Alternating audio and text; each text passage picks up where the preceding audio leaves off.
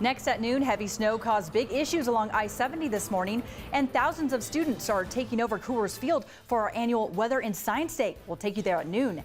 And did you know nearly half of the time a couple's inability to conceive is due to the issues with the man?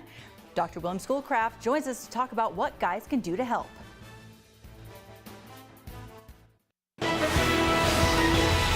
This is 9 News. Heavy snow and icy roads caused some big issues in the high country this morning. Our man in the mountains, Matt Renew, shot this video after getting stuck in traffic near the tunnel. Multiple accidents there turned the westbound lanes into a parking lot. That has since cleared and chain laws lifted, but snow is expected to be heavy again through the afternoon. This is a live look at I-70 in the mountains near Loveland Ski Area. Meantime, cloudy skies over Denver. It's fitting that we have some interesting weather for the 9 News Weather and Science Day. Check this out, a time lapse over Coors Field. Kids started filling into the stadium around 10 o'clock this morning, and it quickly filled up. You're looking at about 15,000 students, parents, and teachers, and of course, our 9 News weather team. They are so excited to share their love of science with these kids. 9 News meteorologist Becky Ditchfield is there now to show us just how they're making science so fun. Hi guys, welcome to Weather and Science Day. I'm meteorologist Becky Ditchfield. We're having a lot of fun out here. We have more students here today than we have ever had at any Weather and Science Day in the past. And we're learning a lot of really cool things, from tornadoes to severe weather safety, with a little bit of science mixed in between. We're a great team at Colorado State University and from Steve Spangler's team, so you can imagine how fun that is. We're going to be posting throughout the morning on our network, on our social media networks, so join us there. Otherwise, we're keeping our fingers crossed that some of that rain holds off as well. That looks like a lot of fun. Broomfield police are currently working a death investigation. They are only aware of one victim at the moment. That happened in the area of West 136th Avenue and Creek Drive. West 136th is now closed from Broadsland Drive to Lowell Boulevard. Authorities are saying to use the West 144th Avenue or East Midway Boulevard to bypass that. If you have any details that would help the investigation, please call Broomfield Police at the number below. Oil and gas company is shutting down more than 3,000 of its wells in northern Colorado a week after a deadly explosion at a home in Firestone. Anadarko Petroleum operates a well 200 feet from the house and is shutting down wells as a precaution, but not an admission of any wrongdoing. 2 U.S. servicemen were killed in an operation against the Islamic State in Afghanistan. That's according to the Pentagon. The Special Operations troops were conducting a raid in eastern Afghanistan Wednesday when they were killed. A third American sustained minor injuries during the raid, which also involved Afghan security forces. No word on the names of the service members yet. President Trump unveiled a broad version of his tax plan yesterday. That plan doubles the deductions for individuals and couples, which could mean more money in people's pockets. The existing 7 tax brackets would be reduced to 3. The president also plans to cut the corporate tax rate by more than 50%. This is creating jobs and creating economic growth. The White House would not answer questions on how much the plan would affect the current deficit. Despite slamming NAFTA as a candidate, President Trump appears to have changed his stance on the North American Free Trade Agreement. The White House says Trump spoke with the President of Mexico and the Prime Minister of Canada over the phone Wednesday. Earlier today, the president tweeted that he agreed to renegotiate the deal. There may be a new life to a plan to overhaul the healthcare system. That's after a group of House Republicans known as the Freedom Caucus came out in favor of the bill after changes were made. The Freedom Caucus says the current bill would not fully repeal Obamacare, but would lower the costs. Preliminary numbers that would suggest that premiums can come down as much as 36%. Some members of the House are saying a vote on the revised bill could happen as early as tomorrow. A bill that would change a law forcing mineral rights owners to give up their oil and gas is heading to the state Senate. The House passed that bill yesterday. Under the current law, a company can practice what's called forced pooling. That's when a company drilling for oil and gas leases the mineral rights to a property, then legally forces neighboring mineral rights owners to allow their oil and gas to be extracted. United Airlines is changing some of its rules after a video showing a man being dragged off a plane went viral. Some of those changes include limiting the use of law enforcement and security. They're also no longer requiring customers on a plane to involuntarily give up their seat unless the person poses a safety or security risk. Lester Holt sat down with the CEO of United in his first appearance since that video surfaced. Difficult in our world because you do have situations where customers, for whatever reason, do get unruly or have different views about where they should sit and so on and so forth. And we have to and do need our partners in law enforcement sometimes to help us. United also bumped up the amount they're giving customers who voluntarily give up their seat. They can now get up to $10,000. You can overlook all those rule changes on 9news.com. Key parts of the U.S. missile defense system known as THAAD are installed in South Korea, according to South Korea's defense ministry. Overnight, the North Korean regime promised to wipe out the U.S. and South Korea if either shows the slightest provocation. Also today, we're learning more about what was said during that rare White House briefing on North Korea for the entire U.S. Senate. NBC's Kristen Welker reports. Overnight, in a rare interview, a top North Korean government official said a sixth nuclear test will happen and that nuclear and missile tests will never stop as long as the U.S. continues what the North sees as acts of aggression. Aggressions that include military drills with allies, the USS Carl Vinson and a submarine armed with Tomahawk missiles and the missile defense system THAAD, all currently on North Korea's doorstep.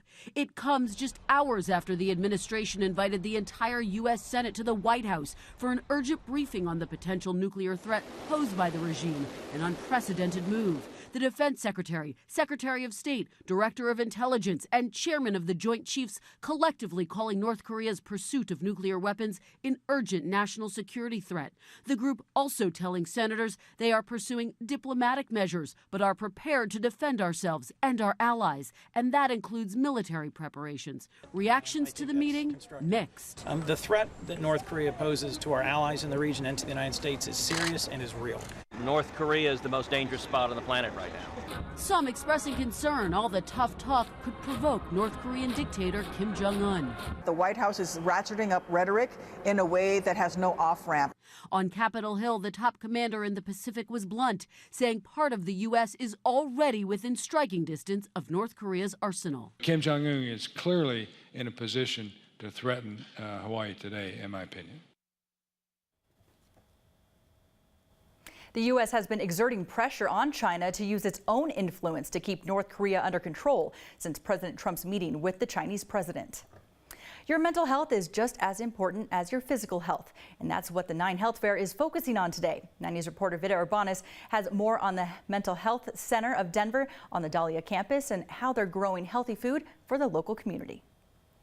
Hi, yeah, the 9 Health Fair really wants to inspire you to take control of your health, not only physically, but mentally. And a big way you can do that is through the food that you put in your body. And one thing that's so interesting about this project here is this aquaponics farm, and the whole process is just fascinating. Take a look around. Joining me now is Jenna Smith. She is the manager here of the aquaponics. Tell me a little bit about this partnership, and then tell me about what you do here, because it's amazing how it feeds each other, but then also helps out the community at the same time.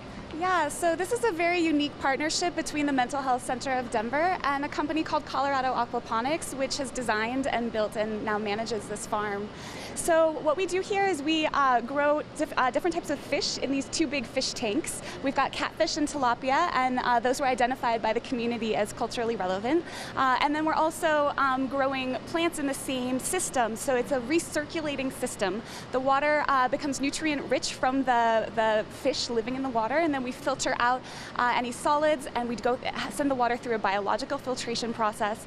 That nutrient-rich water is sent out to the plant beds, where the plant's roots are just dangling in the water, and they can take up nutrients as they need it. This is wonderful. So interesting. Okay, so do not have any 9 health fairs going on today. This is just part of the whole education process. But starting tomorrow, there are going to be 3 across the state, and then we've got dozens over the weekend. So for all of that information, you can go to 9healthfair.org. Vida Urbanis in Denver, 9 News. Some positive news about those about to graduate college. Employers have plenty of interest in those just entering the workforce. More on this new study ahead. And for all you powder hounds out there, fresh snow at Loveland Ski Area, but it did cause some major issues for drivers. That and an update from Weather and Science Day at Coors Field next on 9 News at noon. University of Michigan football coach Jim Harbaugh got to meet the Pope Wednesday, and he came bearing some pretty cool gifts. He gave Pope Francis a Michigan football helmet and some Michigan Wolverine-themed Air Jordan sneakers. The rest of the football team watched from about 30 feet away. The Wolverines' visit at the Vatican is part of a trip to Rome. The team will get some practice in while they're there too, and they're probably going to eat some pretty good food. A Denver native made it onto The Tonight Show with Jimmy Fallon last night. It was part of Fallon's Bad Sign segment. Matt Robertson sent a funny photo he took while out on a walk. First sign was sent to us by Matt Robertson in Denver, Colorado. He spotted it while out for a walk. It says, "Keep gate closed."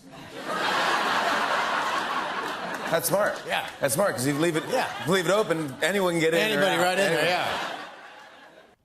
That's pretty good. It wasn't the first time a Coloradan was featured on Bad Signs. A woman in Fort Collins had her picture on the segment in February. A new survey says more Americans are willing to have their doctor's appointments virtually, meaning over the phone or a video call. The American Academy of Sleep Medicine says more than half of Americans are willing to use telemedicine to see their primary care physician. The survey found 68% are willing to do that over a video call. College graduates and those with higher incomes are more likely to use telemedicine.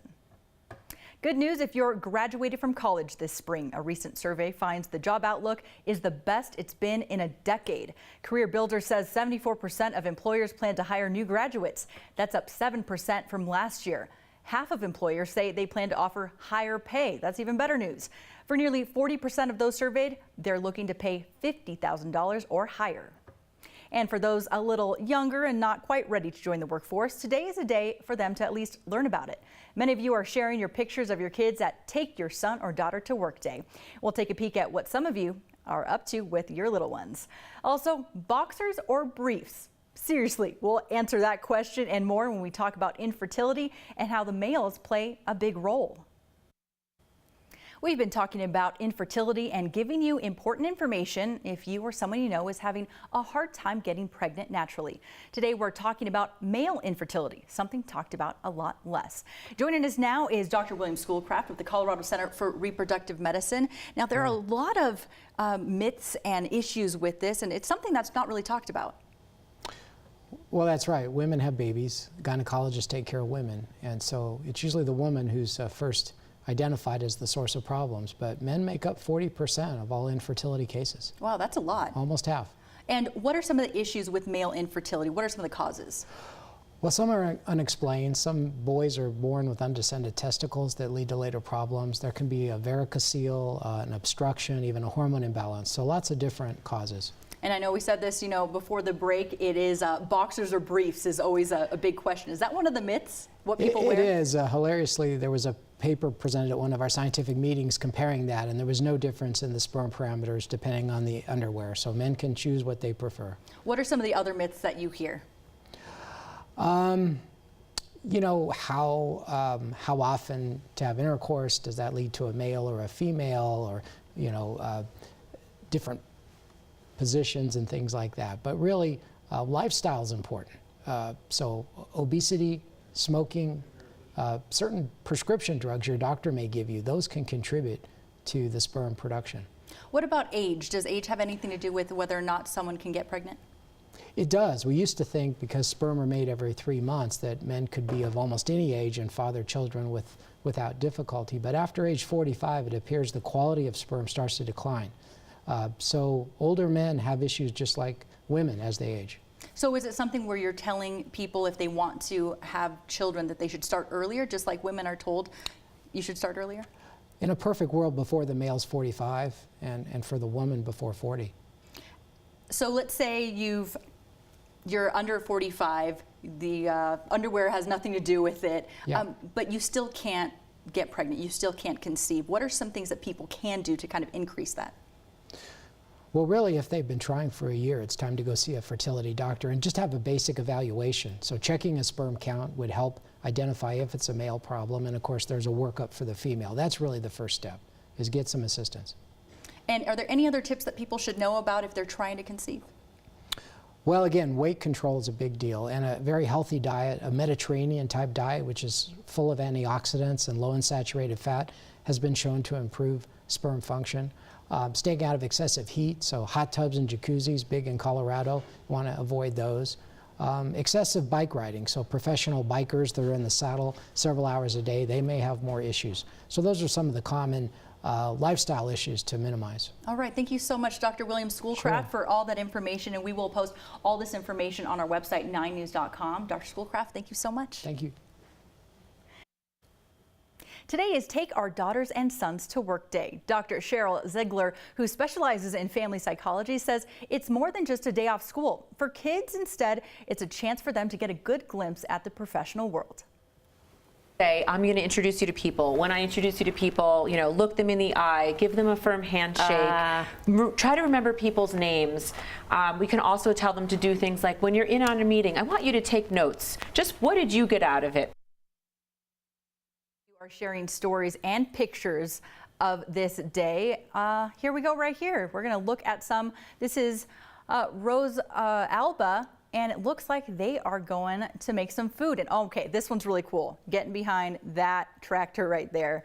That's very cool. What else are we seeing? People just having a lot of fun with their kids. This is a great day. Unfortunately for me, my daughter is just too young for this, but I want to see what your kids are doing. You can keep us updated by using the hashtag #BeOn9. Now, my little girl is just 3 months old, so not really ready to learn about a career, but our producer Megan's daughter is just the right age. Arabella, you are 7 years old. You are here. Tell me a little about what you've learned about the news. They tell real stories. Real stories, and that's better than making something up? Mm-hmm. Yeah, what else are you learning when you're walking around while we're getting the news ready to go? That is just really cool, right? It's really cool. All right, Arabella, thank you so much for joining us. We want to see the rest of your photos and what your kids are doing. That does it for us. Thanks for joining us for 9 News at Noon. You can always stay in contact with us on Facebook and Twitter. Have a great Thursday.